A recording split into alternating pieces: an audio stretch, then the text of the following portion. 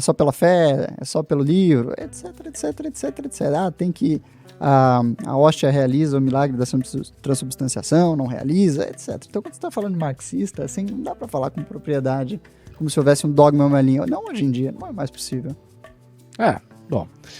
O que ele tá aí falando, ele tá falando várias coisas óbvias para o marxista, tá? Mas a conclusão do que ele diz é basicamente o seguinte: é necessário haver uma revolução por via armada. Porque eu desconheço qual seria a via não eleitoral para a tomada do poder. Qual é a via não eleitoral para a tomada do poder? Revolução armada, é óbvio. Sim. Ou seja, o povo precisa se organizar, derrubar as estruturas de poder na marra e daí instaurar uma outra coisa. Se ele diz que a via eleitoral é impossível, não concretiza e tal, e portanto a via eleitoral é meramente uma propaganda, o que ele está fazendo apelo é a isso. Né? Mas assim, essas coisas não preocupam, porque a possibilidade desses caras fazerem isso no Brasil é ínfima.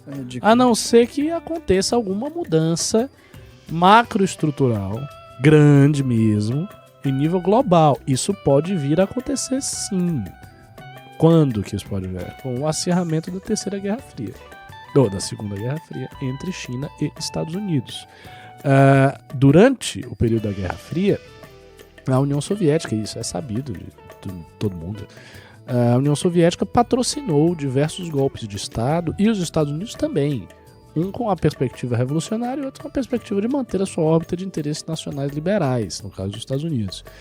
Se isso vier a se configurar novamente, só que dessa vez dividindo o mundo entre Estados Unidos e China, aí talvez os comunistas tenham alguma chance, porque eles seriam financiados por uma potência estrangeira, eles seriam organizados por uma potência estrangeira, eles poderiam crescer nos países da América do Sul de uma maneira muito mais significativa do que eles cresceram antes. Eles poderiam arregimentar uma quantidade muito grande de pessoas.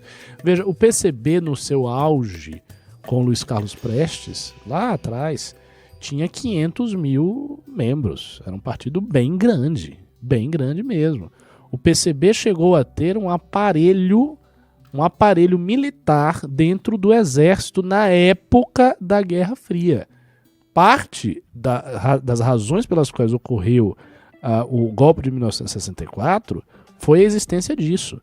Né? O PCB era intimamente ligado ao governo Jango, via seu líder Luiz Carlos Prestes.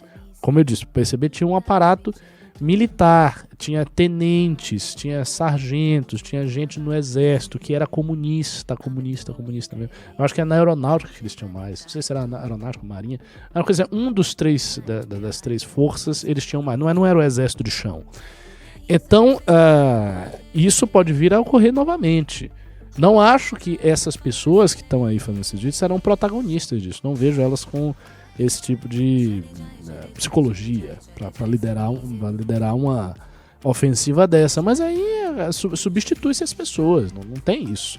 Os comunistas chineses vêm aqui e ele começa a regimentar todo mundo e acabou. Mas tá longe de acontecer. Até porque a China é um pouco diferente da União Soviética. A China tem, depois de Mao Tse Tung, uma orientação muito para dentro. A China interfere pouco ideologicamente em assuntos gerais do mundo. Tanto que você vê muitas declarações de presidentes da África falando da China justamente nisso. Eu já vi várias. O presidente fala, mas os Estados Unidos, a Europa vem aqui, quer mudar nossos costumes, quer fazer isso. O chinês vem aqui fazer negócio. Não vem mudar nada. Não, entendeu? O chinês tem uma abordagem mundial muito pragmática. Mas veja, isso pode ser um momento da expansão da China. Um período. Depois a coisa pode mudar.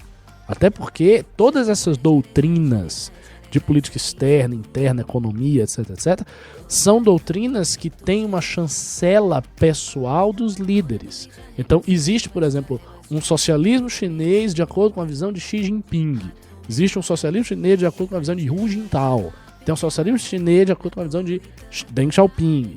Tem vários. Eles têm as suas doutrinas próprias, o que eles falam e tornam a fazer. Por exemplo, agora o Xi Jinping, ele está há muito tempo, na verdade, trabalhando o conceito de prosperidade comum, que é a China explodiu, cresceu muito, e agora é equalizar os resultados, os dividendos positivos desse crescimento para boa parte da população. Então ele sempre vai falar prosperidade comum, prosperidade comum, prosperidade comum. É o mote do socialismo deles. No futuro, pode ser que eles tenham um mote expansionista, nada impede. É possível, mas sabe, eu acho que é doutrina comum de diversas nações ex-colônia, e particularmente é a doutrina de todos os países do BRICS, à exceção do Brasil, a não intervenção na política interna dos outros países de forma alguma, sabe? Um certo enorme receio e até a luta contra a Rússia, né? Outros atores políticos que o entendimento da Rússia, o modo como eles justificam é que a política deles é que aqueles cidadãos pertencem a eles. Sim. Então, na realidade, aquele espaço é parte do país deles, eles só estão legitimizando isso através da guerra. Então, assim, dentro do contexto argumentativo da diplomacia russa, faz sentido. Mas é uma tradição bem grande na política indiana, né, a defesa da soberania institucional, nacional e política dos países aliados como aliança contra novas intentonas colonizadoras do mundo. Desde a independência, isso tem sido muito forte na diplomacia deles. E eu acho que essa tradição dificilmente, dos países asiáticos colonizados, dificilmente vai ser mudada nas próximas décadas. Eu acho que ela é muito sólida. Bela análise. Esse trecho aqui bombou no Twitter, Jesus. Ó, teve quase 1 milhão de visualizações. Você vai falar de Jesus? Não,